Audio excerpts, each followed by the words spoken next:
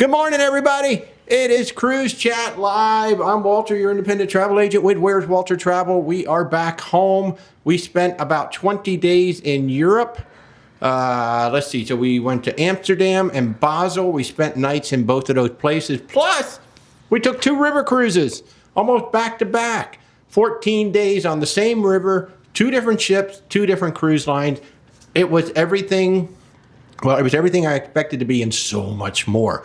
So many things that surprised me and so many things that I just wasn't ready for. I was like, wow, okay. I thought I knew, because we've done all the training.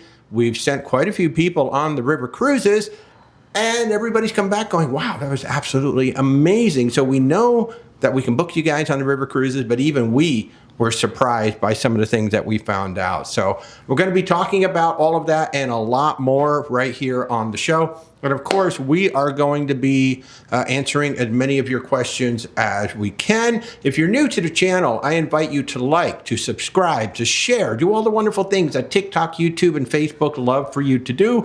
Guten morning to you as well, Douglas Cole. Thanks so much for joining in. Hello to everybody out there. If you are new to the channel, I am Walter, your independent travel agent with Where's Walter Travel. We book cruises, land, luxury, expedition, and our services are truly 100% free to you.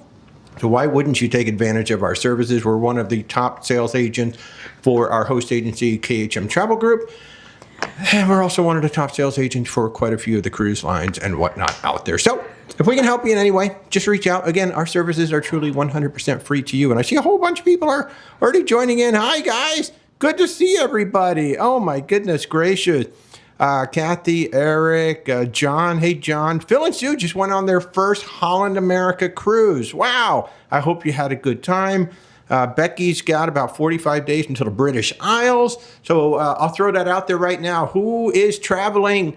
Where are you traveling next? And it could be a cruise, could be a land tour, could be whatever. Hope you guys have been following Tony. Tony had a phenomenal tour. What was it? Ireland? Ireland? Yeah, he went to Ireland on a land tour with Colette Tours, who I'm actually going to be talking to this week. And we may be announcing our first land group sooner than later. So Felix, Benny, hi guys. Hey Alex, how you doing, buddy? Yes, so we are going, yes, Alex is absolutely right. He wants to hear about the river cruise experience. We're going to be talking all about that throughout this. So if you're river cruise curious, we're going to be talking about that as we go today. But first, I do want to talk about a couple of things that are truly exciting for me. Number one, have you been to our homepage lately? Where's WalterTravel.com. Have you been to our homepage lately? It looks a little different. Check this out. We have a team. Oh my gosh, we have a team. We're not even 4 years old yet. And we have a team. Look at that. And some of you may recognize the guy in the lower left who has just come on board part-time, but he has just come on board and he's made it official and it's public and it's on the website. So, and then you see Phoebe down there in the middle on the bottom. She is my full-time, what do we call her? We call her the Agent Support Coordinator. So I know it's a cool name, but basically she is my full-time assistant now. And I know a lot of you actually interacted with her while I was gone, and she is phenomenal.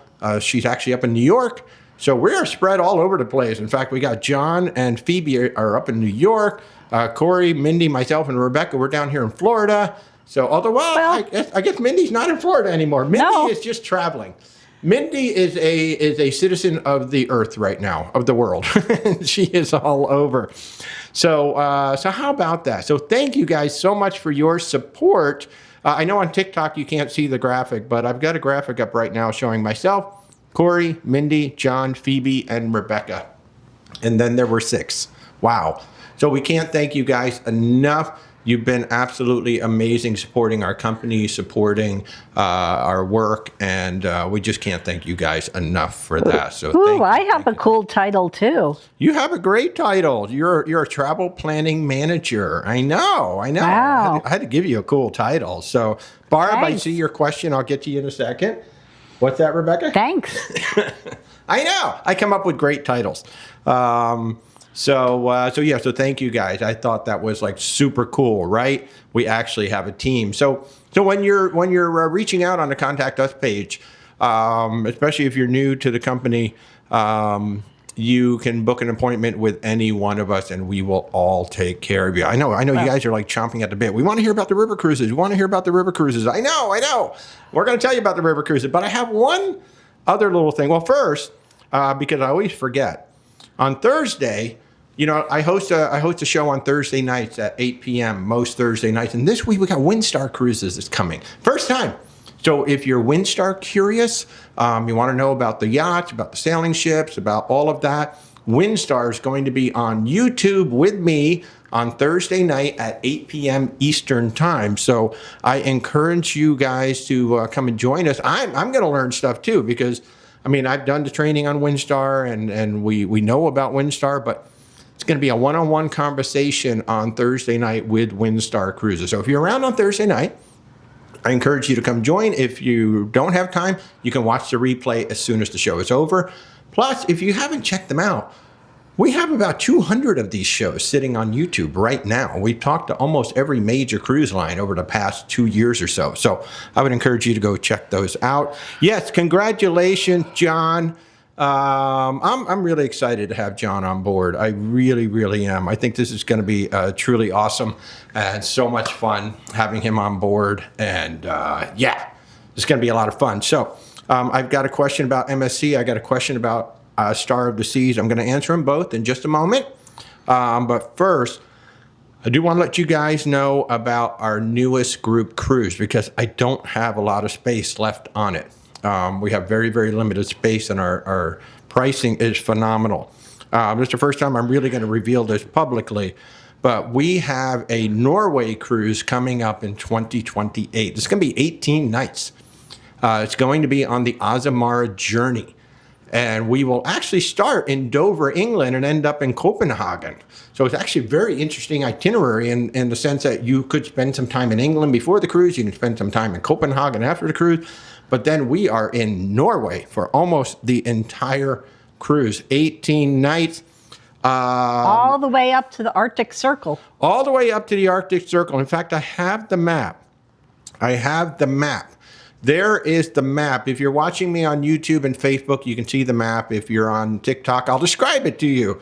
We're going to do Dover, Amsterdam, Roosendaal, Olden, Alsund, Solvar, Trollfjord, Bodo, Tromsø, Honningsvåg, North Cape, Alta, Harstad, Trondheim, Kristiansand, Arendal. I do want to say Arendal, Skagen, and then Copenhagen. All of those places.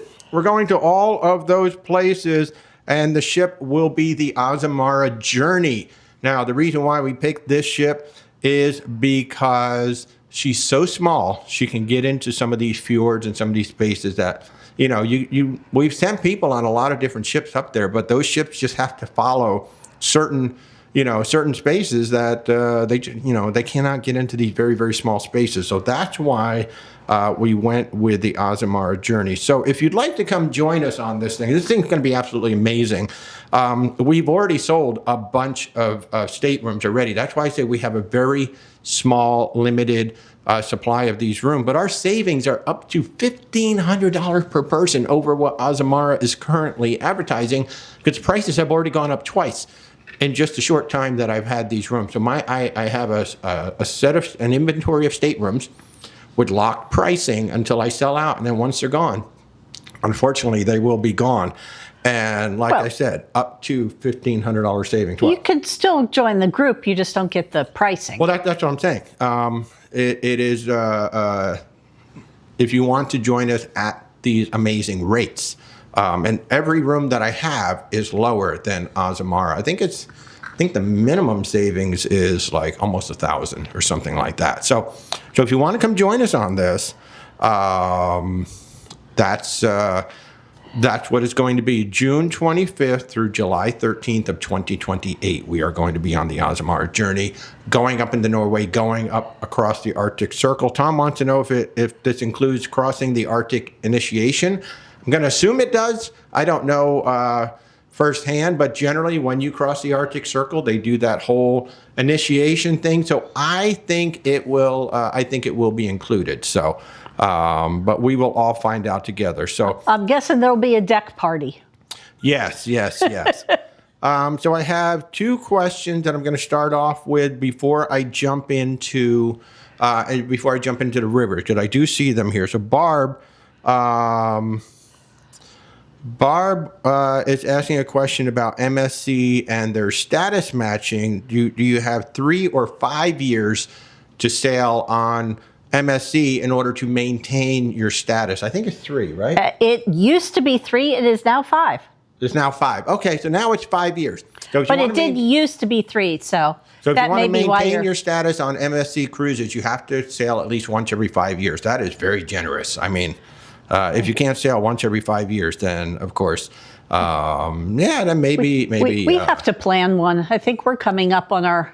Yeah, we do have to plan one because we want to do the yacht club. Now, somebody asked me about the Star of the Seas. Here it is. John asked me, how is the Star of the Seas? That is one of the Icon class ships. She's phenomenal. Both of the Icon class ships are phenomenal. I was prepared not to like them. I was prepared to hate them because they're too big. They're not too big. They're actually just the right size. And the fact that they have up to 7,000 passengers on there is just perfect. The ship never felt full. The ship never felt crowded, except for embarkation day, right? Embarkation day, everybody comes on and they all just kind of stop in the promenade. And you're like, people, please just keep moving, keep moving.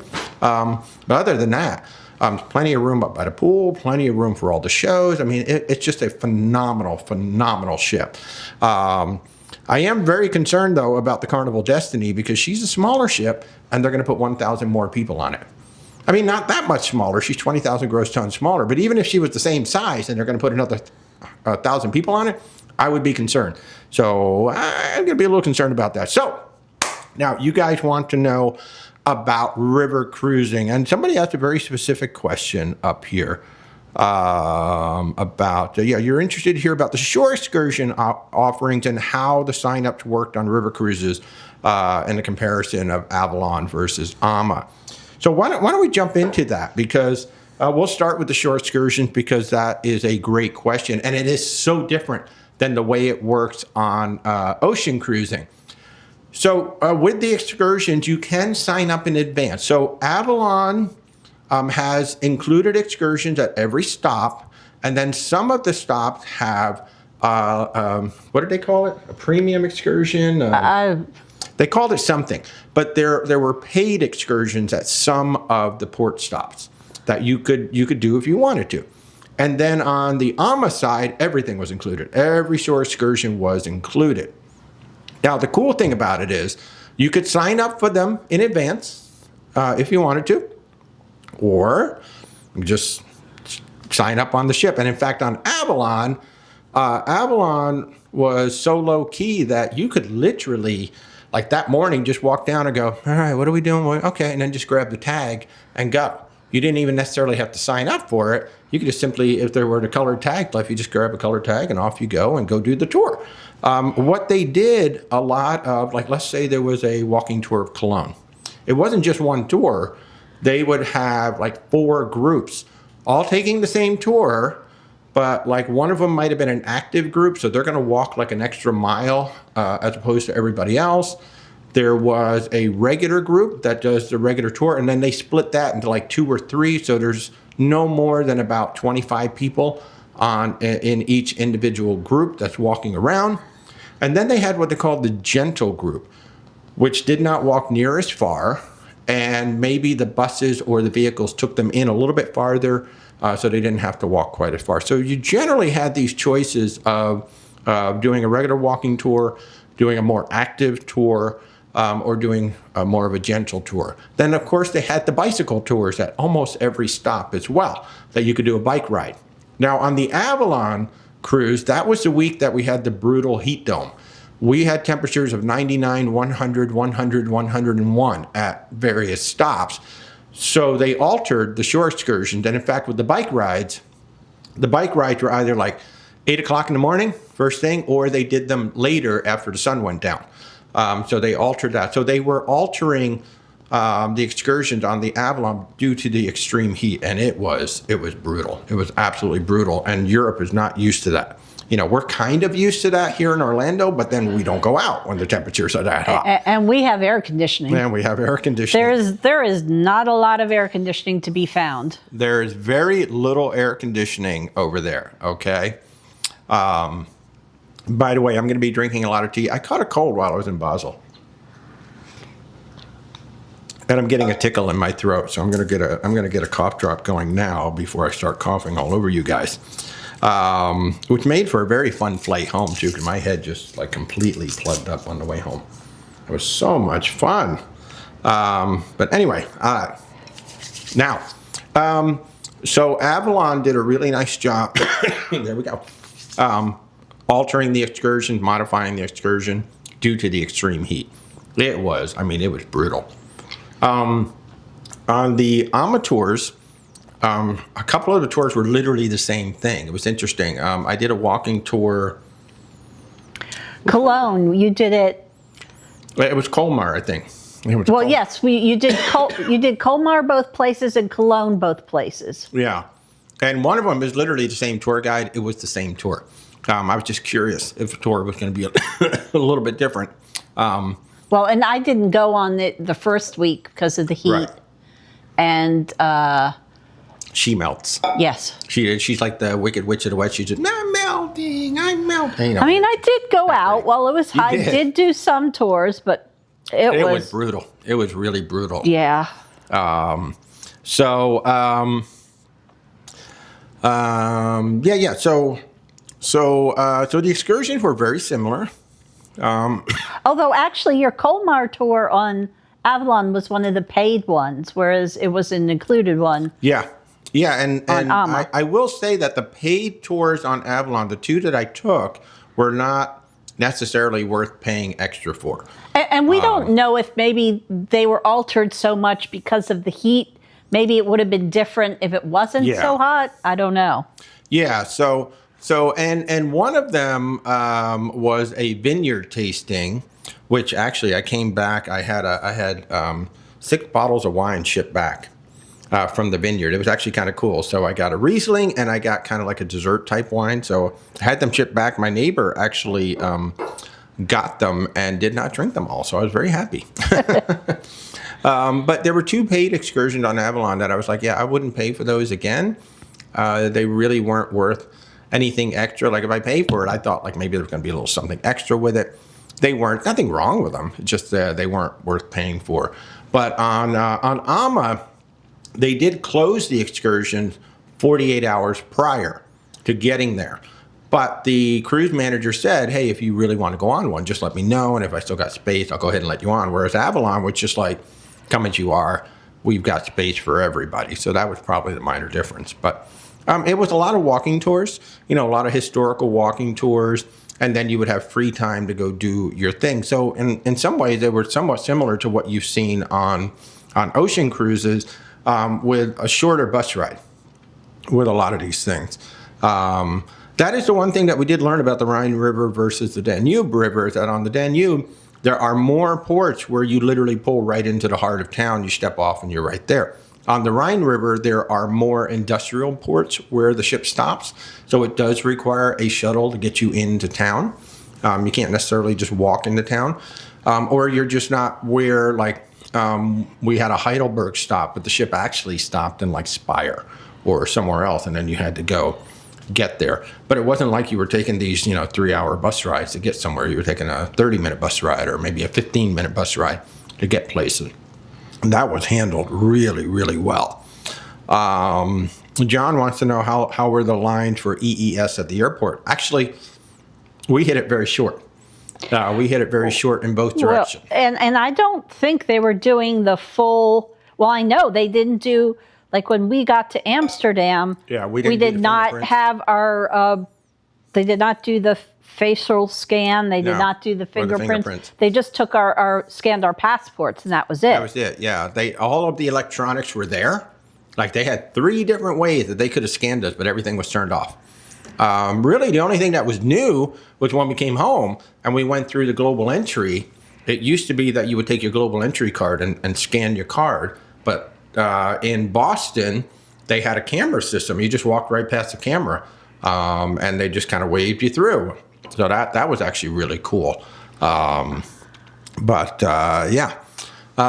me see. Felix wants to know, I know you can bring wine on Avalon. Can you bring beer? You can bring pretty much anything you want onto the ship, and you can open it on the ship. It's not like the ocean ships where they put it in the jail and then you get it back at the end of the cruise.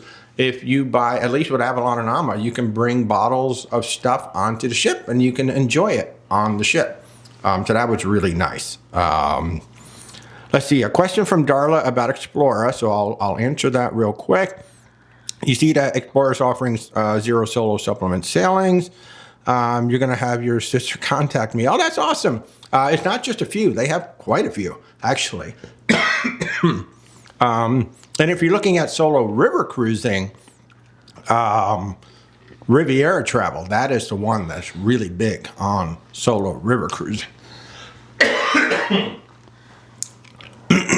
This tickle just started yesterday. And I was like, oh, great. Right before I do the show, and I was doing it. So, and Alex asked, did I find the premium shore excursions worth it? I didn't. I wouldn't pay for them again. It's not like I paid a lot. Well, I think I paid $65 was the most. But like I said, we don't know how much they were altered because that was the week with the extreme heat. So they may have been different if we'd have done it on a different week. So Deb wants to know how many people were on each excursion. Like I said, they would put us on a motor coach with say 40 people or so, but that was 2 groups on the same bus. Oh. So the groups themselves were split into, I don't think there was more than 25 people in any one single group that was walking. So they did a really good job with that. And by the way, AMA is also currently doing a waived solo supplement on select 2027 Europe sailings. There you go. If you reserve by the end of this month. So if you book AMA Waterways by the end of this month, they do have 0 solo supplement on select sailing. So we'll make sure we get that out to all of our solos later today. That'll be good. So let's talk about the 2 ships. So we went from Amsterdam down to Basel, Switzerland on the Avalon View. That is the actual ship that will be taking us on our Christmas Markets cruise, which for those of you on YouTube and Facebook, you're seeing the graphic now. That is the actual ship that we will be sailing on for the Christmas Markets cruise in December of 2027. So we went southbound on that, and then we went northbound on the AMA Lucia from Basel, Switzerland, not to Amsterdam, but to Zaandam, which is actually just past Amsterdam. It's the suburbs. Yeah, the suburbs. It was actually very interesting, too, because we docked in a residential neighborhood. It was like so different than ocean cruising. So the very last port where we stopped, where we actually exited the ship, it was a neighborhood. It was literally a neighborhood in Zaandam. And it was like, all these apartments and houses right literally across the street from where the ship was docked. That was very different. Yeah, so there were obviously differences between the two ships. That from the outside, they look basically the same. When you're looking at them, they look basically the same. And they do have the same basic structure. I mean, things are configured differently, but the spaces are basically very similar. Yeah, the inside is very similar. Now, they both have elevators, so you can get from decks 1 to 3 on the elevators. You cannot get up to the sky deck on an elevator. You have to physically be able to walk up to the sky deck because everything on the sky deck has to come down flat so they can get under certain bridges. And that actually happened to us on the Avalon View shortly before we got to Basel. They brought everything down. They made everybody get off the sky deck, and it was a very low bridge that we went under. And there was a person on our AMA cruise who used a scooter to get around. And in order for him to get off the ship in one of the ports, he had to go up because you don't always just walk off the ship from the lobby. There are some ports, just because of the way the ship is sitting, you have to go up over the top. So you have to get up to the sky deck to get off the ship. I was actually rather impressed. He did it. He was slow. He took his time, but he was able to walk up. And what the crew did was the crew carried his scooter off the ship, and then they carried it back onto the ship for him. So they did a great job on AMA with that. So some of the differences. AMA has an extra restaurant on their ship. So in the very back of the ship, there is an extra restaurant called the Chef's Table. It's included. Everybody can eat there once during the cruise. Whereas on Avalon, that is what's called a club lounge. It's just an open lounge. It's where they have the 24-hour coffee. It's where they have snacks. It's where they have, and a TV. It's what they call the quiet room, because the big lounge up front is the noisy room, if you will. That's where they'll do entertainment. That's where the bar is, and that's where all that stuff is. Although it wasn't always quiet because of the World Cup. Correct. Because they were showing the World Cup games back there. Yeah. But normally it's a quiet room. Plus, you have a beautiful view of the wake back there. You cannot get a view of the wake from the AMA Lucia unless you're sitting in the chef's table for dinner. The other difference is in the rooms themselves. So on Avalon, they have what they call the panorama suite. And that is basically a French balcony where 3/4 of the wall just opens up. Like your outer wall is just glass. It's just a pure glass wall looking out. And 2/3 of that opens up. And then you've got this big, beautiful French balcony, which we were barely able to use because, again, it was upwards of 100 degrees every day, and it was very hot. Although I did, on the days when it was super hot, I did enjoy just kind of lying in bed and looking out the window. I didn't have the door open, but I could sit there and just look out the window. Yeah, that was actually really cool. So, and that's the other thing about Avalon. Their bed faces the wall. So you could just push the curtains open and just lie in bed, and you're looking right out at, the world going by. And that was one of those big surprises for me that I didn't really think about until we were on the ship, is that you're basically at eye level with the world. So the world is going by at eye level, whereas when you're on an ocean cruise, you're always looking down because you're a minimum like 4 stories off the water, 5 stories off the water. You could be 20 stories off the water, and you're always looking down at everything. But on a river cruise, you're actually just eye level. The ship's going by, the jet skis going by, the people on the shore, just everything. You're just right there. So it was so cool just to be able to lie in bed and just look out. and see the world going by. I absolutely loved it. So even though it was blazing hot, we were able to just open up the blinds and look out. Now on the AMA Lucia, we had a configuration that was both an outdoor balcony and a French balcony side by side. So almost the same amount of glass to look out. Now with a river cruise, you cannot have anything protruding from the ship. So on an ocean cruise, when you step out onto your balcony, that balcony actually extends beyond the ship. On a river cruise, they actually cut into the room to make that outdoor balcony so that the edge of the ship is flush. The outside of the ship is completely flush. And it was actually, we were actually able to enjoy that a little bit more because the weather broke on the second week. We actually had temperatures 70s, 80s that entire week. The hottest day was actually the day we left. So we were actually able to enjoy that balcony a little bit. And because the room itself that we were on the AMA Lucia was slightly larger than the room that we were in the Avalon View, the fact that they cut in to take away space from the room wasn't that big of a deal. It did not really affect us all that much. So it was nice. It was kind of nice having the outdoor balcony. It's not something that I need because the way the panorama suite just slides open, it's basically the same thing. But both rooms were lovely. Both showers were lovely. The bathrooms were lovely. So I don't know that one really has an edge over the other in the room itself, but I will say we really enjoyed having that bed configured so it faces out. I'm really glad that we have that for Christmas coming up next year. I'm really excited about that. Tom's got a couple of questions. When will the Avalon excursion options be available to review for the Christmas cruise? I'm not sure. I think about a year out. Is when maybe somewhere around 9 months to a year. Yeah, like 9 to 12 months out because they're going to get through this season, and then they may make some adjustments based on how this season goes. But yeah, I don't think they're going to be available. And again, the excursions are not, especially on Avalon. Not really. It is so really unlike ocean cruising. Do not stress about staying up till they open up and getting on it right away because they'll just add more tour guides. That's exactly what they were telling us on Avalon. They're like, we'll just add more tour guides if we need to. Don't worry. Yeah, so it's don't not stress. Something.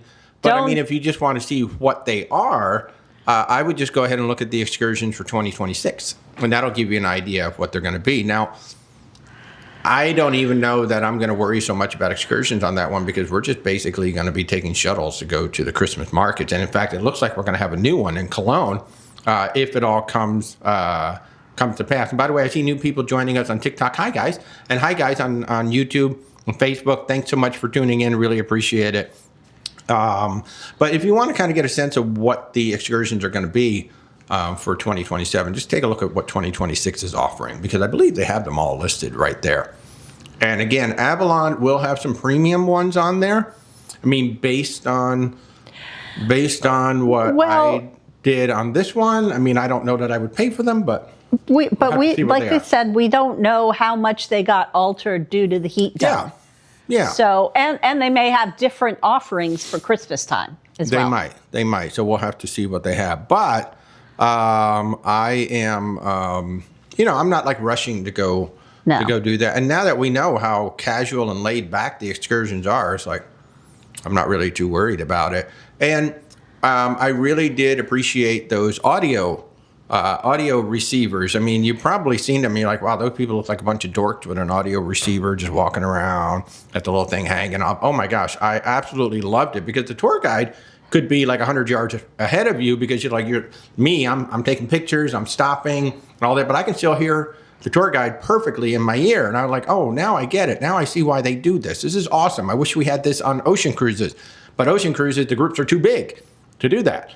On a river ship, you've got like 150 people or 140 people. So you got one radio for everybody. So that was really awesome. Now, another difference on the two ships, and I see, Alex, I'm going to get to your question in just a second.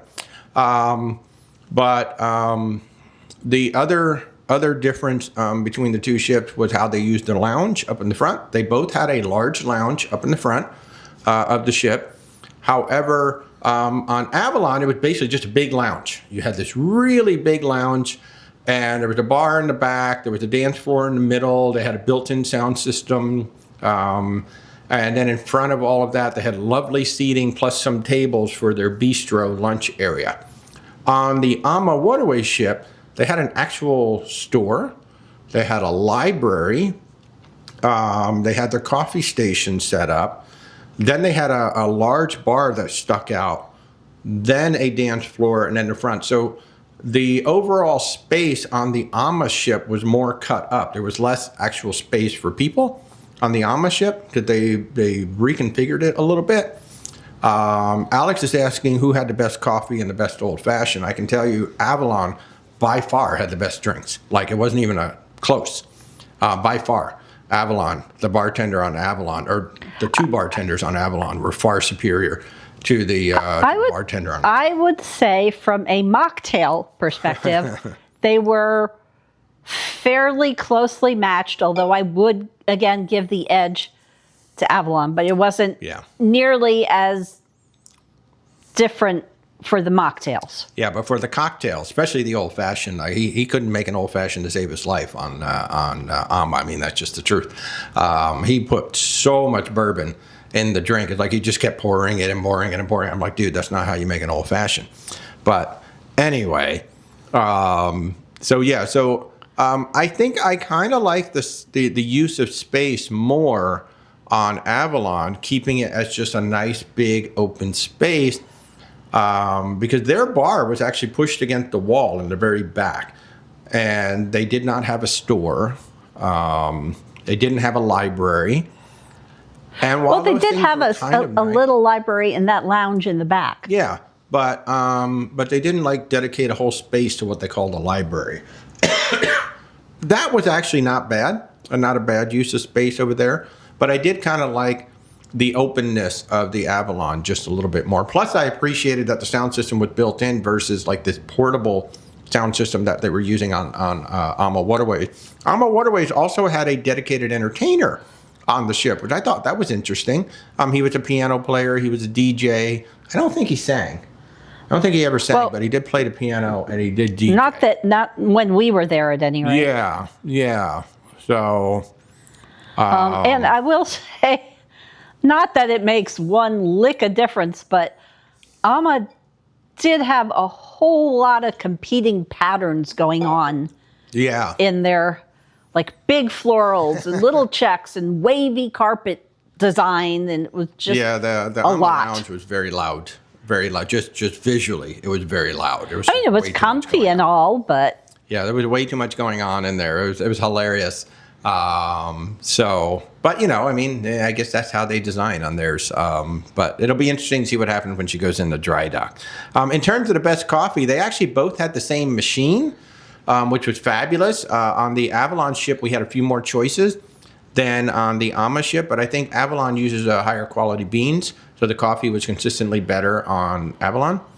And also now, if you get the coffee in the dining room, both ships, it was okay. So you definitely wanted to get it from the machine. They were lovely. So I'd give the edge. I think the only difference, obviously they were the exact same machine, so the only difference would be the beans, and I think Avalon was using a higher quality beans or a different roast of beans, and it just did physically taste better. And I am happy to say that both machines used real milk. They did not use that milk powder stuff. So Tom is asking about Gary Brembridge's 7 cruises I will not book video. I haven't seen it yet, so I don't even know which cruise lines he mentioned on there. I generally don't pay any attention to any of those videos, whether it's Gary or anybody else, because that's just personal opinion. And it's funny how, I've seen actual travel agents, I will never book Virgin Voyages again because they pissed me off. And I'm like, I don't really care if they pissed you off. It's now Gary has very good reasons why he's not sailing on them, I'm sure. Like I said, I haven't seen the video yet. But they are his reasons, and they don't his reason. necessarily apply to everybody. Yeah, they definitely don't apply, because Gary has very different tastes. I actually sent him we're proposing a land tour, a potential land tour in 2028. And he's like, oh, yeah, I have absolutely no interest in that. And da-da-da-da-da. And I really thought, well, this is something that Gary's probably really going to like. And he didn't. So, I mean, everybody has different personal tastes, right? Just talk about food.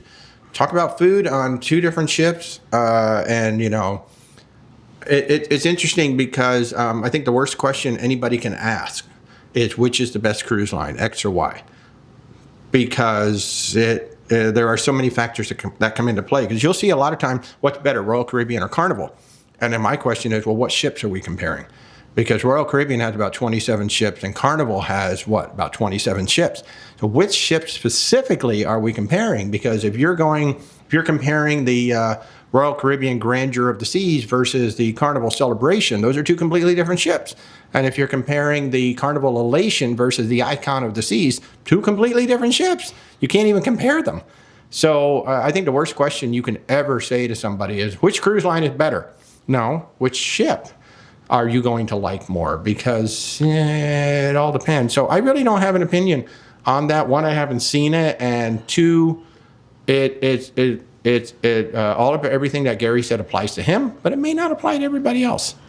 You know, everybody's tastes are different. We've now done 17 cruise lines, I think 16 or 17 different cruise lines, and there's not one that we wouldn't sail again, and there's not one ship that we wouldn't sail again. There's some cruises that we like more than others, but there's nothing that we wouldn't sail again. I will say, Gary, and there's nothing wrong with this, but he is definitely not a budget-conscious cruiser.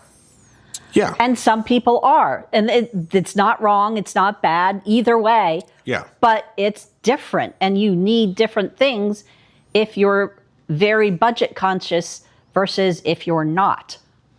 Yeah. Yeah. And I mean, everybody is budget conscious to a point. Yeah. But people's budgets Gary are is in different. a position where he can go on some absolutely stunning itineraries. He's an excellent advocate for everything cruising. I mean, he shares more information than anybody ever will. He's been a good friend of ours. I love him to death. Still haven't met him in person. I've only had video chats with him.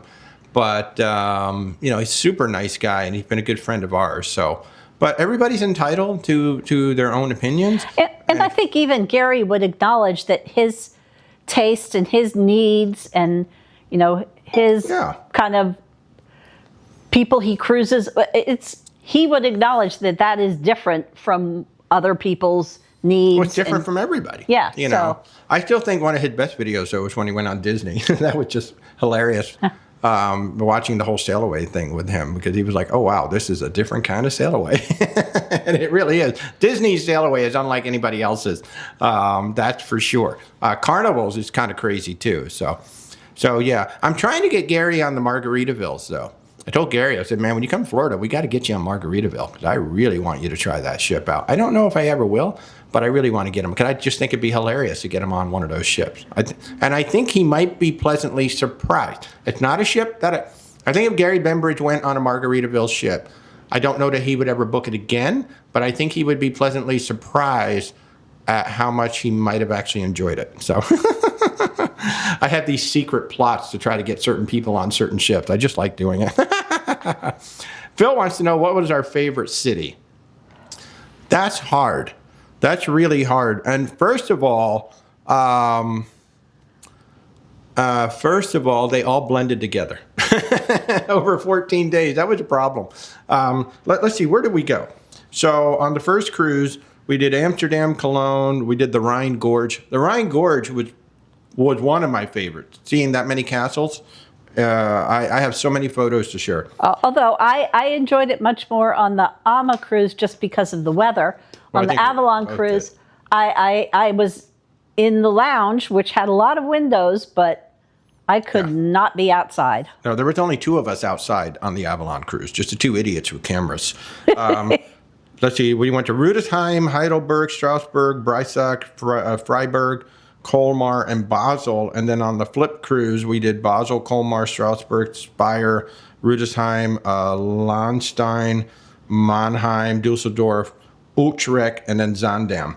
So I would, the Rhine Gorge was certainly a highlight. Oh my God, just seeing all those castles. And it wasn't even just the castle, it was the churches and the towns and everything about it. I was expecting to see castle ruins. I didn't really think about, the actual churches and everything that went with it. I was like, oh my God, this is like gorgeous. And I was so excited that we got a chance to do it twice, just because we did do that back to back. And then on the second cruise, the weather was so much better. Like the top deck was completely full of people. It was phenomenal. And, I could actually really like see things. I kept hiding underneath the covers on the way out or on the way down because it was so flipping hot. I want to say it was about 99 degrees that day when we went through the Rhine Gorge the first time. Second time, it was like 80 degrees, something like that. So it was absolutely lovely. And there was a breeze. Oh, God, there was this breeze just blowing. It was so phenomenal. It was amazing. I showed you a couple pictures of it. If you saw the countdown video on YouTube and Facebook, you actually saw some shots of that. And that's the other thing that makes picking a favorite difficult, because a lot of the stops, while I may have enjoyed what we did on the first cruise, it was also a lot of just let me survive this. Yeah. So it's hard to really, really, really enjoy it when you're just melting. I would say I will say I loved Amsterdam. First of all, because we spent 3 nights in Amsterdam to start with. Did the Van Gogh Museum. We found some amazing food. We did a food tour. Yes, I ate the raw herring. Took a bite of it. We did the pancake canal cruise. Yeah, so when you do those canal cruises in Amsterdam, don't do the big one with the big glass boat. Oh my God, it's like one of those double-decker hop on, hop off. There are so many choices, but if you find the pancake one, that's the one to do. They're making pancakes. It's a small boat. I think there was 20 of us on the boat. Oh, that was so lovely, and we got pancakes. It was awesome. So I really enjoyed Amsterdam, but I will tell you, folks, the bikes are legit. And here's the problem with the bikes. First of all, there's a lot of them. Okay, number one. So you got to look both ways. You got to make sure if you are standing in a bike lane, they are just going to run you down. And it looks like a sidewalk, but it's not a sidewalk. It's the bike lane. Make sure you're not standing in a bike lane. The other problem is you got e-bikes that are going like 30 miles an hour, coming full speed. So you got to watch out for those. Third, you've got mopeds, you've got small motorcycles, you've got scooters driving in the bike lane. Apparently they're allowed to, depending on the signage. Then they had these miniature 4-wheel cars. Depending on the sign, they can drive in the bike lane too. So you seriously have to watch out. We did not get hit, but there were a couple of close calls. Yeah. That you got to be very careful when walking around Amsterdam, and they tell you about these bikes. They're not kidding. It's worse than what they tell you it is. Okay. And if you have small children, hold on to them, because you don't want them just kind of wandering off. They are coming so fast. There's no way they can stop. And then they have these bikes where they can put children in the front. They have like these carriers in the front, which takes up the whole width. You've got delivery drivers like DHL, FedEx, UPS. They're using the bikes. The food delivery people. Food delivery, Uber Eats and all of that. Oh my God, people. When you go there, you have to be very careful about walking around in Amsterdam. And it's all throughout Europe. Like we saw it in Basel. We saw it in Germany. It's not near as bad in those places. There's still a lot of bikes. You still got to be aware of the bike lane. But in Amsterdam, you can seriously get injured, like badly injured, if you are not paying attention and one of those bikes hits you. So I still loved Amsterdam. That's my tip. I want to go back to Amsterdam. And we had apparently they're well known there for they have a lot of Indonesian restaurants. Yeah. Because I guess Indonesia used to be a Dutch colony. Amazing. And it was just I want to. Like, I have never had Indonesian food before, and it was so good. I want to go back, and I want to eat more Indonesian food. Yeah. And so, folks, if you're just tuning in, and I forgot to put the topic up on the screen. If you're just tuning in, I'm Walter, your independent travel advisor with Where's Walter Travel. We book cruises, land, luxury, expedition. Our services are free to you. If we can help you in any way, just reach out to where'swaltertravel.com. And today, we are talking about our 20 days in Europe and 2 river cruises that we did down and up the Rhine River. Absolutely amazing. And Tom's on board with my Margaritaville idea with Gary. Tom, I know you're going to watch Gary right after this show is over, so why don't you ask him the question, hey, Gary, will you go on a Margaritaville cruise with Walter? You should ask him that, because I would love to take him on the Islander, or actually I'd love to take him on the Beachcomber, because the Beachcomber looks like it's going to be absolutely amazing. So wouldn't that be a fun video? Gary and I go on Margaritaville. I think that would be so much fun. I love him so much. So if you're just tuning in, if you got questions about river cruising, if you got questions about cruising in general, just drop them in the chat and I will do my very best to answer. But we're talking about the Avalon View and the AMA Lucia river ships, in particular on the Rhine River. What? The other thing, I know you mentioned that we went to the Van Gogh Museum, but we went with a guided tour. Yeah. So it was like, we learned so much by having the guide explain things and show his progression of, it was just fascinating. Yeah. I want to do that next time with the Rijksmuseum, do a guided tour. Yeah. Great question from John. Did either river company market or program activities for potential younger or multi-generational clients? Great question. So on the Avalon View, you could only get double occupancy cabins. There was nothing for 3 and 4. But on the AMA Lucia, I want to say there was like 15 cabins that you could put 3 and 4 people in. And we did have children. We actually had, I don't know, about a dozen children maybe on the AMA Lucia. I would say probably only about 4 or 5 that were under high school age. Yeah. But we had, and then another, maybe 6 or so that were high school, early college. Yeah. And by the way, just jumping back real quick, Phil did ask about what the favorite city was. I would say Colmar and Strasbourg in terms of just walking around. Those were absolutely beautiful. And the Cologne Cathedral is something that you have to see in person. It's just... We didn't get inside. Unbelievable. Unbelievable. But yeah, but just to see it and just look up and go, oh my God, it's so big. It was the tallest church in the world for a long time. But that was truly remarkable. And that is exactly why it was pretty much the only building in Cologne that was spared during World War II, is because that was a landmark for the American aviators, so that they left that building alone, and everything, like we saw pictures, everything around it was just flat. Yeah, it was interesting. But yeah, so I won't say that they programmed or did anything in particular for the younger people. It was the exact same tours. There was nothing different about it. There's nothing for the kids to do on the ship except, we had cornhole, we had the big chess set up top, we had the library with the game. So they don't do anything in particular special for the kids in terms of programming, but the AMA ship was more family friendly because you had the space. You had the space where you could put 2 extra people into a single room, including the room that we were in. Our room was configured for 3 people because our little sofa opened up into a bed. So you could have put 3 people into that room. So while there was no particular programming, the AMA Lucia was more family friendly on there. So that is something to look at. It is harder to find staterooms that take 3 and 4 people on river ship than it is on ocean ship. And I don't know what the precise minimum age is on each of those lines, but oftentimes it's like maybe 10 or 12. Yeah. Maybe a little younger, maybe 8. Yeah. But there is a minimum age. There is a minimum age, yes. There is. You can't take a toddler, let's just say. Nope. John Cooper over on TikTok saying that the Tulip Gardens are really worth visiting if you're there in the spring. I mean, it looks like it's absolutely amazing. One of the things that everybody was talking about over there, almost every tour guide mentioned this, especially with the vineyards, because of climate change and everything's getting warmer, everything is blooming and coming out sooner than they used to.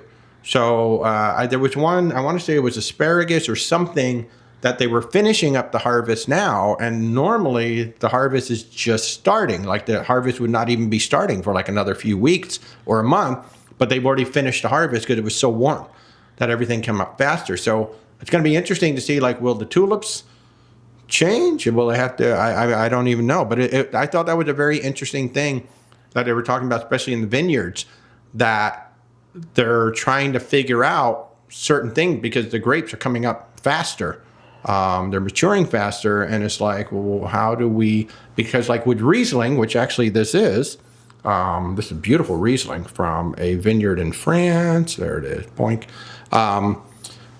They want the grapes to mature more slowly, so that they're pulling up, like with Riesling, it pulls up the part of the flavors from the minerals in the ground.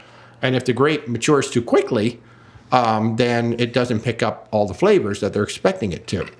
So apparently there's like entire universities over there and schools that are like looking at the situation, trying to figure out, well, how do we manage this in such a way so that the grapes don't just mature too quickly? And they're having some of those issues across the board with farming. So it's very interesting. So, Phil, you had a great maple old fashioned on the Zuiderdam. So on the Norwegian Aqua, the bartender made the best old fashioned. She used maple syrup. It was really good. It was really, really good. Alex said, aren't you going on to Margaritaville Paradise soon? I am. Now that I'm back, I need to contact, oh my God, what's his name? Ron. I got to contact Ron because Ron was right here at our house. I got to contact Ron. Ron really wants me to go on to Margaritaville Paradise. So yes, I told him I would contact him when I got back. Before we go back into river cruising, Deb wants to know, speaking of Disney, have I heard anything about them sailing out of New York City again? There's a rumor that they may come back. So the thing about New York City, I believe the Manhattan Cruise Terminal is completely kaput right now. It is shut down. You cannot use it. It basically got condemned. So the Manhattan Cruise Terminal needs to be rebuilt. But right now you only got Brooklyn. And you have Cape Liberty in New Jersey. Cape Liberty in New Jersey, that's a Royal Caribbean port, and Norwegian uses it too. There's not a lot of room for ships right now in New York. Now there is a proposal to build a brand new, beautiful terminal complex in Manhattan. If they build that, like they were showing some big ships in there. I don't know if it was a Royal class ship or an Oasis class ship or what, but they were showing some big ships in their renderings. So I think it's just all a matter of what are they going to build and when is it going to get done. Because space is at a premium right now in New York to get ships in. No, I haven't heard anything about Disney coming back to New York, no. Kathy says, you're planning to do a river cruise soon, starting and ending in Cologne, as your Germany friends live just south of there. There are very few river cruises that do a round trip. Just because of the nature of them. They're generally a one-way trip. I don't know of any offhand that starts or ends in Cologne, but I'm sure there is. That is one of the things about river cruising, is that they can start and end in so many different ways and configuration. Like Riviera cruises, the 3-day cruises, they do 4-day cruises, they do 5-day cruises. There's a possibility that one of them might. But again, I don't know of a round trip Cologne offhand. But I don't think I've seen one. Well, but we haven't really looked for it either. Yeah, but I've looked at a lot of. Yeah, so most of the round trips are either like Amsterdam or Basel or Budapest, something like that. But well, Paris, maybe out there. Paris is pretty much always a round trip. Yeah. But so Phil and Sue are saying that the Manhattan Cruise Port is still running. They were in New York City, and Oceana and Costa were still. So maybe one of the terminals is still open. I think they had 3 or 4 terminals there, and from what I understand, at least one of them is completely shut down because it got condemned. I'll tell you, whichever one that Virgin Voyages used, that was a scary terminal. That was just not a good-looking terminal. So they definitely need a lot of work up there. All right, so back on the ship, and one of the big things that you probably want to know is how was the food on the river cruises? So all of the food is included on both Avalon Waterways and AMA Lucia, and AMA Waterways. So even that thing called the chef table in the back, absolutely included. That was by far the best meal. It was amazing. Of the entire trip, I think.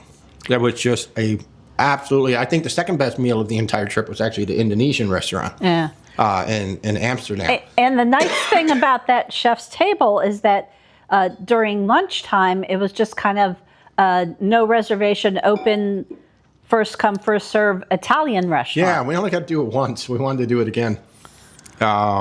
So yeah, so they use it as an Italian restaurant. And what was nice about that chef's table on the AMA Lucia is it holds 24 people at night. So it took some of the pressure off the main dining room in there. Although both ships, their main dining rooms have enough space to hold every single person and then a little extra space. Yeah. So there's enough space for everybody to eat in the main dining room. Yeah. So John's saying the only way to do a round trip river cruise is to book back-to-back sailings. That's actually incorrect because there are some sailings that do round trip. Like I said, there's some that do round trip Budapest. There are some that do round trip Amsterdam. I've actually booked them. So they do exist. They're few and far between, but you can do it. I don't know that they're worth it because you don't get to go as far. And I have seen several round trip Budapest. Yeah. For some reason. So with the food, one of the big differences between AMA Waterways and Avalon Waterways was Avalon had more of a buffet setup during breakfast and lunch. There were more items that you could go up and get yourself. They had a carving station, they had a serving station, like usually a pasta station. Of course, they made both of them made omelets in the morning. Until they had more of a buffet, so Avalon was more, you could get more of your own stuff for breakfast and lunch. And then for lunch, Avalon Waterways also served a bistro style lunch and dinner up in the Panorama Lounge. So if you didn't want to go down to the main dining room, you could just go upstairs and there would be items for you to get upstairs as well. On the AMA ship, it was more order from the menu for breakfast, lunch, and dinner. They just had a couple of things out. For lunch, it was just a salad bar out on the buffet. That was really the only thing you could get. Everything else you ordered from the menu. For breakfast, there were just I can't remember, there was yogurt and a few things out there. Well, there was scrambled eggs and bacon and sausage. Yeah, but most of it you ordered off a menu. So AMA pushed you more to order off a menu, whereas Avalon, you really only ordered off the menu in the evenings for dinner. And AMA had the kind of light breakfast in the lounge in the morning and a kind of lunch option, a light lunch option too, but they did not, that space was not used as a dinner venue at all. Whereas they did use it for dinner on Avalon. So on Avalon, you can actually have a whole dinner up in the Panorama Lounge. They did a great job. They basically brought up pre-portioned items from the dinner menu downstairs. So you could pretty much get almost the entire dinner menu upstairs, which was actually really nice. Food quality, I would give a slight edge to Avalon. I think Avalon overall, I like their flavors. I like the preparation a little bit more on Avalon. However, on AMA Lucia, they did have that chef table, by far the best meal of the entire cruise. And the edge is pretty slight. It's not we'll go on both. It's not like it's a huge No, it's not like difference. It's not like, wow, one was terrible and one wasn't. But I would just, the consistency and the flavors, just ever so slightly, I would give the edge to Avalon. And I like more of that buffet style in breakfast and lunch. It just felt like it made it a little easier because both of them had stock items that you could order every single day. Now, AMA had the best burger. Holy crap. AMA had one of the best hamburgers I've ever had on a cruise ship. I had to order it twice. They call it their signature burger. First of all, it was heavy. It was like a half pound. Second of all, it had Gruyere cheese on it. It had a special mayonnaise. Had caramelized onions. Caramelized onions, which were really caramelized. Oh, my God. It was so good. It was so good. That's like the best hamburger I've ever had on a cruise ship. The fries were but... Yeah, the fries were terrible, but the hamburger was amazing. And the burger on Avalon wasn't bad. They had the better fries. They definitely know how to make fries on Avalon. But overall, I mean, the food is what I expected it to be. It was definitely elevated from a ocean cruise main dining room. You know, like a Royal Caribbean, which I don't think does a good job at all in their main dining room. Celebrity's pretty good. Princess is pretty good, but they are making meals for thousands of people. Whereas on this ship, they're just making meals for 120 people, something like that. So the food quality was just consistent across both of them. I just thought the flavors were a little bit better on Avalon. So, but just really great dishes. You can pretty much, so like every night on Avalon, you could get a steak, a chicken, and a salmon. If you didn't like what you saw on the menu. For breakfast, you could get egg Benedict, an omelet, egg Florentine. And then at lunchtime, they made burger, cheeseburger, and one other thing. Oh, and a veggie burger. So both cruise lines had that standard thing. If you don't like what's on the menu, we just have our standard offerings. Although I never asked on AMA, but they did not list a veggie burger as an option. But I didn't ask. Yeah. Because it may well have been an option that you could have gotten. And the one thing that we did not get to do on Avalon was the grill. Like they have an actual outdoor grill, and they do this big barbecue outdoor grill, but it was so flippin' hot. Couldn't do it. AMA did one, but it wasn't really, it was an outdoor barbecue, but it looked like all the food had been prepared downstairs. It did not look like they were actually preparing the food outside. And it was pretty much, since I don't eat meat, it was pretty much all meat. Yeah. Yeah.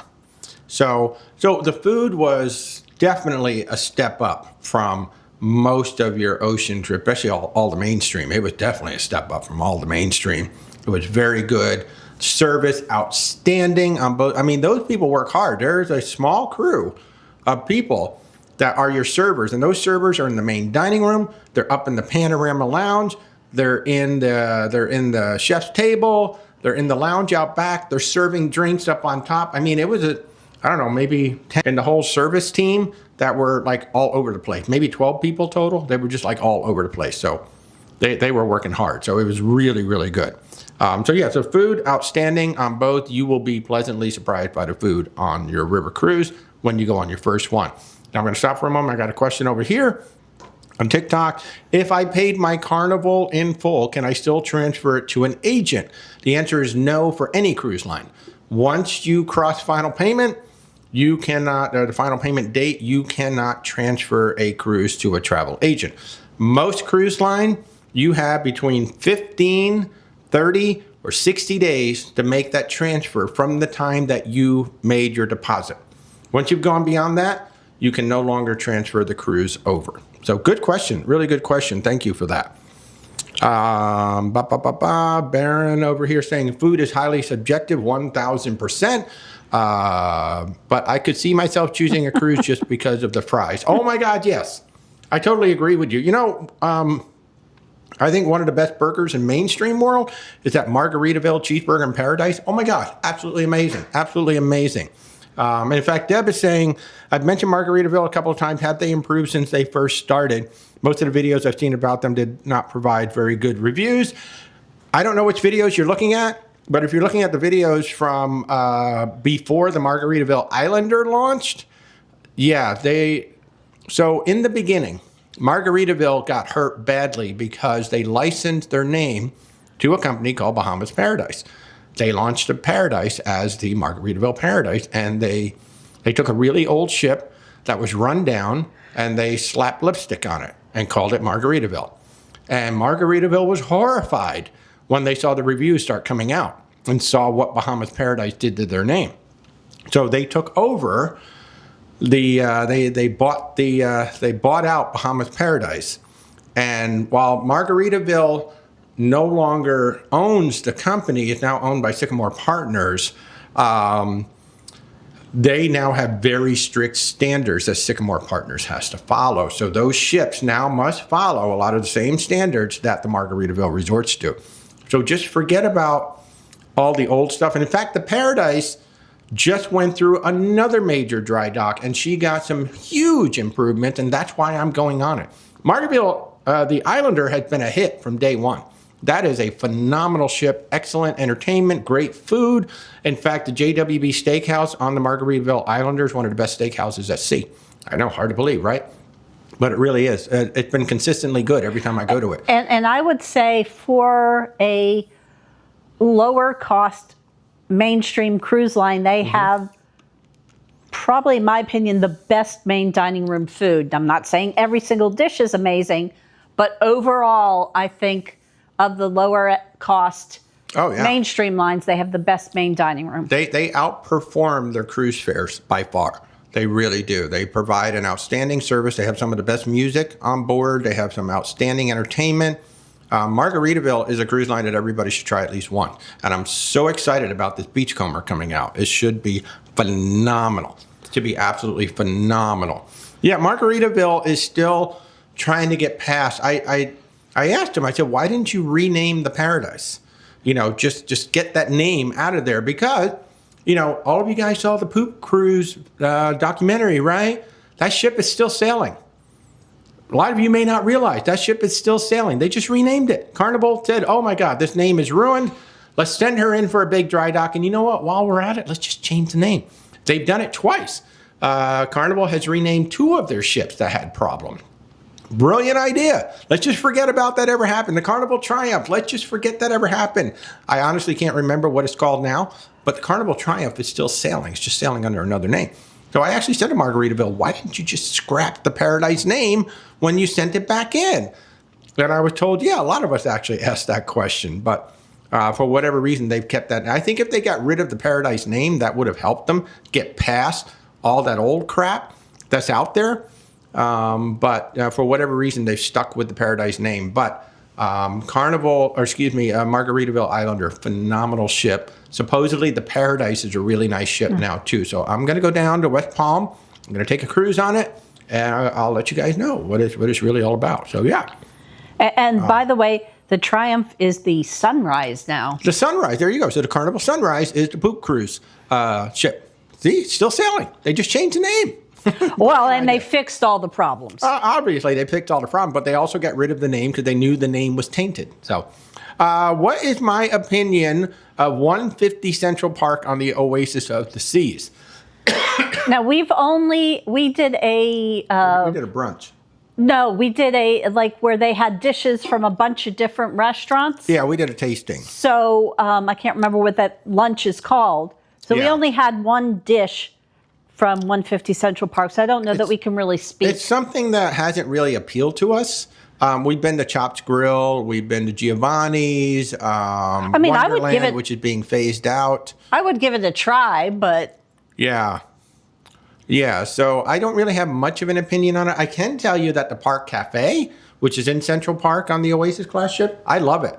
Actually, it's on the Icon class too. That's my go-to on embarkation day, because everybody hits the Windjammer, and the Windjammer gets jammed, if you will. But Park Cafe is just a nice, quiet little spot. You can sit in Central Park. So I don't really have much of an opinion on that one, just because we have not done a dinner in there. And it's not something that we've been like, oh, yeah, we need to go have dinner there. I love Izumi Sushi.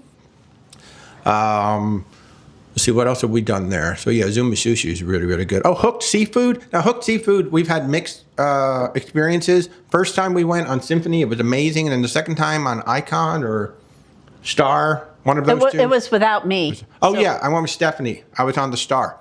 It was okay. It wasn't great. It was okay.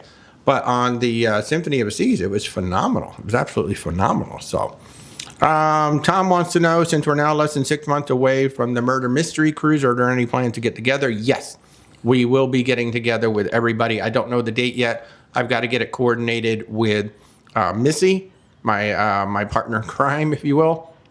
So we're going to be talking this week, actually.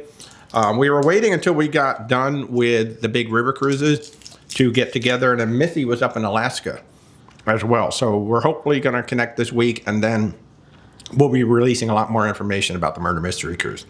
I know, I can't wait for that one. Since he brought it up, let me find it. Is this it? There we go.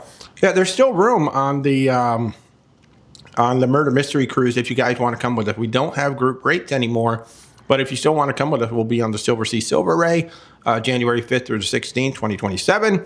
Miami, San Juan, St. John, St. Kitts, Deschutes, Guadeloupe, Antigua, and Tortola. Of course, if you're a fan of British murder mystery shows, that's going to be kind of the running theme of this particular group. We will have a murder mystery happening. Now, the thing about the murder mystery is you all know who did it, right? The butler did it. Problem is, on Silver Sea, every room gets a butler. So which one?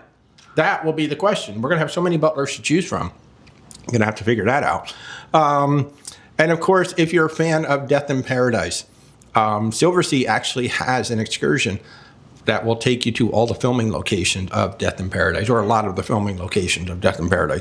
Well, that's going to be a lot of fun. So if you're interested in that, or you're interested in any of our cruises, you know, we are talking about river cruises. So if you've always wanted to do a Christmas markets cruise, you can come join us in December of 2027. We're going to be on the Avalon View. Our pricing is up to $1,200 per person less than what Avalon is currently advertising, just because we have booked almost 80 people on this ship. And so we're taking up all the rooms. And as the rooms get filled up, Avalon has to raise their price, you know, supply and demand, whereas our prices are locked. So if you want to come along December 7th through the 14th of 2027, you can come on the Avalon View, which is one of the ships that we just sailed on. She was a phenomenal ship. So John wants to book the Beachcomber. Yay. Oh, hey, Bills fan, Carnival's Triumph was your first ever cruise in 2006. Is that when we sailed? 2006? 2009? For 2006. For our 10th anniversary. 2006 was our first cruise on the Caribbean Princess. How about that? Nice. All right. So what else are we going to talk about with the river cruises? The entertainment on board. People are like, what do you get to do? What is there to do on board? What is there to do at night? Decidedly, not a lot, because that's what river cruising is all about. There's not a lot of overstimulation, a lot of, we got to have all these things going on. Not so much on the Avalon ship. Although, yeah, even on Avalon, like once the sun went down, it got bearable outside, and if the ship was moving, you had a breeze, people would grab their drinks, they'd go upstairs, they sit in front of the wheelhouse, big comfortable chairs in front of the wheelhouse, and just relax, watching the scenery go by. River cruising is very social. You get to meet a lot of your fellow passengers because you're seeing them every day. You know, there's only 120 of us, 140 of us, 200 of us, that's all on the ship. So you're seeing them every day. There's one hallway for all the rooms. You know, there's one hallway on deck 3, deck 2, deck 1, that's it. You know, so everybody passes each other. So you get to know more people on these ships, which is fabulous. So there is a lot of socialization in the evening. There can be games, like we actually had the yes or no game on there one day. We had trivia. You know, there's trivia. I think there was like trivia every day, more or less, like maybe one trivia. Not every day, but most days. Yeah, most days there was a trivia. On the AMA ship, there was certainly music every single night because they had the musician on the ship. And they had the entertainer, full-time entertainer on the ship. But he was either playing music, he was DJing music. Also on the AMA ship, we had a group of about 60 people from Arizona. There's this group that travels together all the time. So the AMA ship was much more lively than the Avalon because you had this big group of people who were all hanging out together. They were so fun, so much fun. We got to meet so many of them, including a guy named Walter. Walter was the one who was on the scooter, and I got to know him quite well. But everybody, it was really fun traveling with this. You know, sometimes when you travel with a big group, it can either be good or bad. This was an absolutely lovely group that really like livened up the whole cruise. There was so much laughter coming from those guys. It was awesome. But so that's pretty much the evenings. You know, the evenings is either some live music, some DJing, dancing, maybe some talks. But a lot of people would just go up to the top deck. They get their drink, they go up to the top deck and just enjoy the view while the world was going by. So it's a lovely place. I would say a river cruise is probably the most relaxed I've been on a ship, probably ever. I was so relaxed. I was so laid back. It was so lovely. Oh, hey, Silver Librarian and Barbara. Hi, guys. So the evenings, it is more about you maybe entertaining yourselves than it is about the ship entertaining you. They will provide something, but there's not a whole lot going on. You know, one, because there is there's not a lot of people on there, and two, there's not a whole lot of space. So Barbara said we probably won't be sitting up top at night. Speak for yourself. I'll take a hot chocolate up there. I'll wrap myself all up, and I'll just sit there and be that idiot sitting up there. Rebecca will laugh at me. I like the cold. I really like the cold. I really do. So, Alex is challenging John to set up his first group cruise on the Beachcomber. He is setting up his first group cruise, but I don't think it's going to be on the Beachcomber. And while we do absolutely enjoy Margaritaville, their group program still needs a little tweaking. Yeah, their group program needs some work. We still can't really manage it that well. So I would love to do that. So, and one of the things that Rebecca and I are zeroing in on, just so you know, like we do have a lot of groups up there, right? You go to our group travel page, and I think there's like 10 different cruises up there, which is great because Corey and Mindy have some, I have some, John's going to have some up there. Now, we are going to be doing a land group. I'm actually meeting with Colette Tours this coming week to possibly finalize plans for a land group for 2028, because we do have that Norway cruise. If you weren't here earlier, we do have a Norway cruise that we just announced. It's going to be 18 days. I have very limited space available on it. If you have any interest in this at all, please do reach out sooner than later. It's going to be on the Azamar Journey. It is June 25th through July 13th of 2028. And there is a whole list of places where we're going. So just go to my website, where'swaltertravel.com/group travel. You will find it there. I mean, this is a bucket list. If Norway's on your list, this is the cruise to do it with. Just because 18 nights, you're going to see everything in Norway. It's going to be absolutely phenomenal.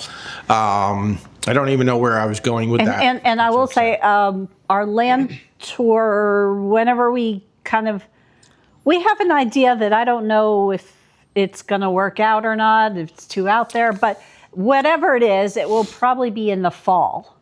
Yeah, it'll be in the fall of 28. It'll probably be in October, November 28. So Rebecca and I are just trying to do 2 group trips every year. Our own groups. Our own, because like I've got 300 people now on the Tony and Jenny B Halloween cruise, which we haven't even talked about actually too. So Tony and Jenny B have brought back their big Halloween group cruise. Next year, we're going to be on the Star Princess. We're actually sailing on Halloween night. There's going to be the costume contest. There's going to be other prizes. There's going to be events with Jenny and Tony B. Jenny and Tony B? No, Tony and Jenny B. I got that one wrong. But if you want to come join us, we literally have 300 people now on that cruise. And we still have group rates. Princess usually takes them away by now, but Princess has left those group rates in place. Don't anybody tell Princess that they're still there. Shh, it's just between us. But we have inside, ocean view, balcony, and a mini suite, and a cabana mini suite at group rates. And these are really, really group rates, really good rates. So if you want to come along on that, you definitely should consider that one as well. What else do I have on my list? Surprises on the river ships. What surprised me? I think what surprised me the most that I didn't anticipate was that everything would be at eye level. It's just something you don't think about because, you go on an ocean ship and you just start looking down at everything. So used to it. But just having everything at eye level, seeing all, like you felt like you were part of the life. You were part of the everyday life of that river. Because you saw everything. Like we've never seen so many swans in our life. I know. So many swans up and down that river. Wild swans like everywhere. Hundreds and hundreds of them. I've never seen anything like it. And the other thing I think we didn't think about is when we were in Amsterdam, it was light out till like 10:30 at night. Oh, yeah. And we're like, light.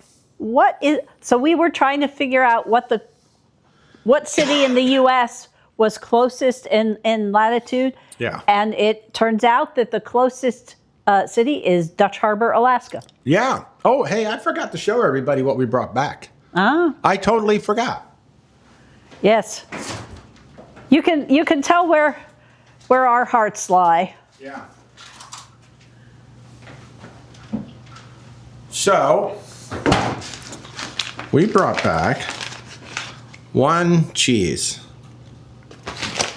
2 cheese, 3 cheese, 4 cheese, 5 cheese. Yeah, so we brought back 5 cheeses. And we looked it up. If they're vacuum sealed, they have to be the hard cheeses. And these cheeses were good outside of the refrigerator as long as they were sealed for, I think, 3 weeks. So we knew we were going to be fine. Yeah. So these were unrefrigerated cheeses in Amsterdam. And like, this is a truffle cheese. And so she just had a huge wheel of it and said, how much do you want? She was going to cut off a wedge that was like triple the size of this wedge. I would have gotten smaller, but that seemed to be about as small as she could go. Yeah. Yeah, she was really excited to cut it. So this one is a pesto. And so we're going to make some serious mac and cheese with these guys. But yeah, so these were unrefrigerated. And she said, I can vacuum pack them. And if I vacuum pack them, they're good for 3 weeks.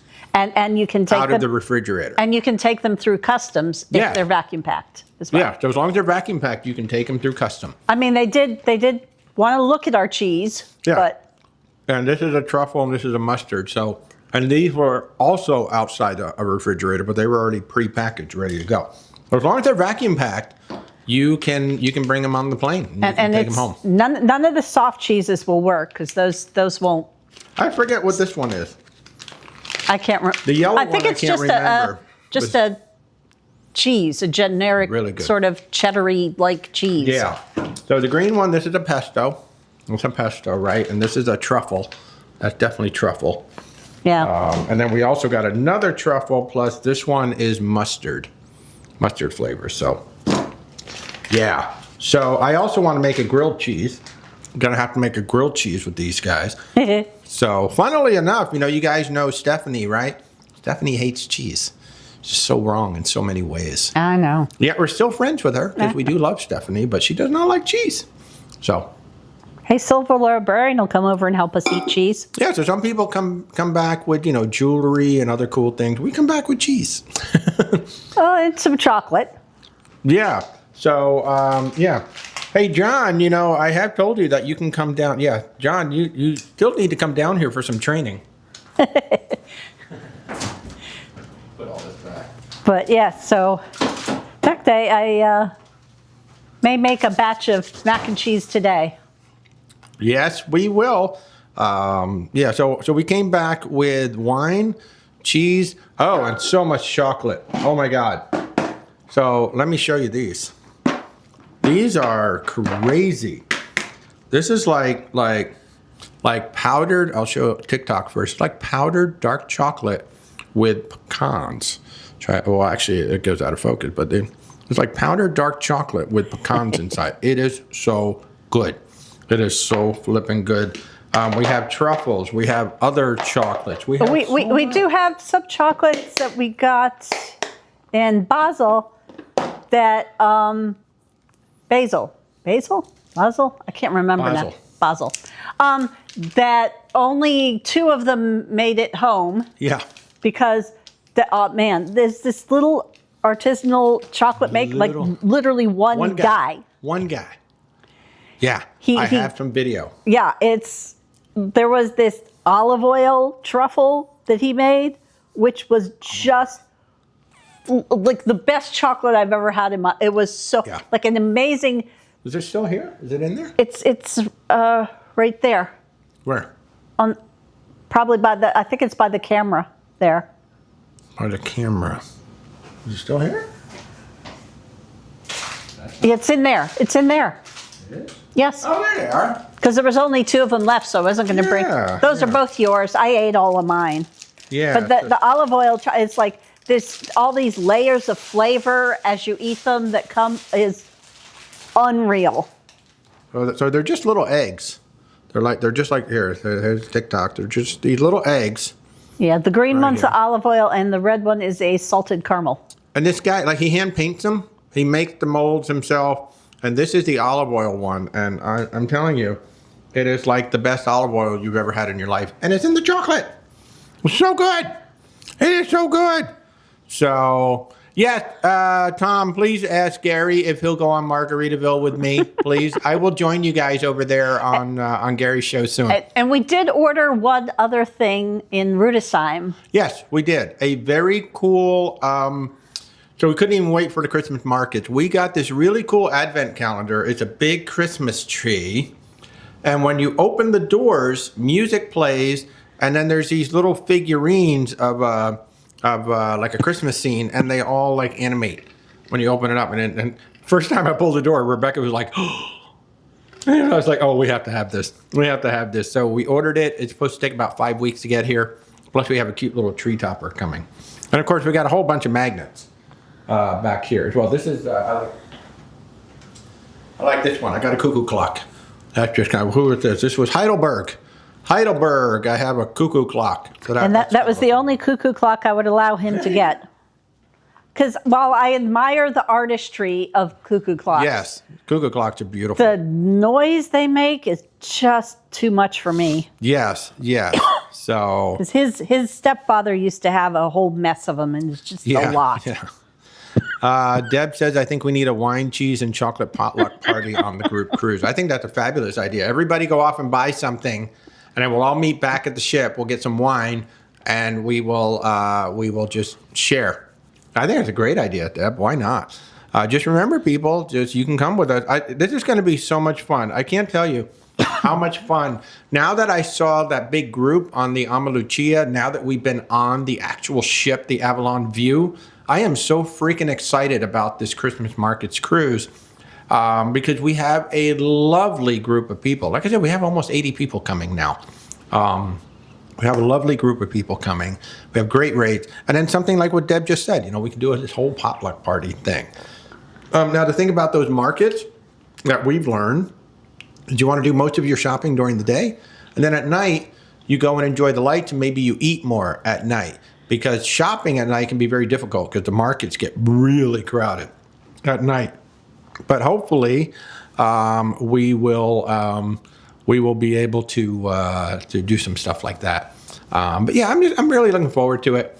I already came up with an idea for what one of the swag things for you guys. So I'm talking to Stephanie about it. Hoping Stephanie's going to help me design it. So, but anyway, it is the top of the hour. So I will remind you that on Thursday night, we're going to have Windstar Cruises joining us on YouTube and Facebook at 8 p.m. Eastern time. So if you're Windstar curious, they've got the sailing ship, they've got the yachts.